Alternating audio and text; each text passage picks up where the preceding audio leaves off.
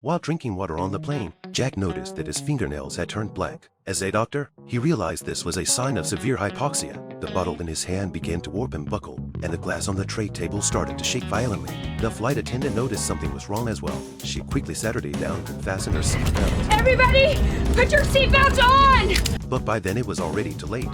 The next second, the plane hit turbulence, and the water in the glass suddenly floated into the air. Passengers who weren't wearing seat belts were thrown up into the air. The entire cabin began to shudder violently. Passengers screamed in terror, clinging tightly to the armrests. Realizing the crisis, the captain put on his oxygen mask. As the cabin lost pressure, the oxygen masks dropped down, and the passengers hurried to put them on and breathe. But Jack's wife didn't manage to get any oxygen in time, and she passed out from lack of oxygen. Jack rushed to the flight attendant's galley, found a portable emergency oxygen bottle, and quickly put it on his wife. A girl was trapped in the lavatory. With a violent turbulence, it was impossible to open the door, and in the end she collapsed unconscious on the floor.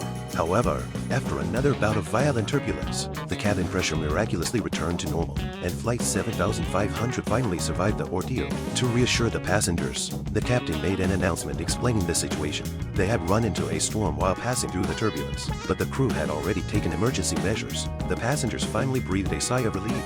Soon, a flight attendant found the girl who had fainted in the restroom. She quickly gave her oxygen, and, miraculously, the girl woke up just when everyone thought the disaster was finally over. Strange things began to happen one after another. A middle-aged man started gasping for breath. The flight attendant, Lisa, immediately called for help. Jack rushed over to assist, but the man's condition deteriorated rapidly. He kept clawing at his own mouth with his fingers. Suddenly, blood spurted out. Then he began convulsing like a zombie.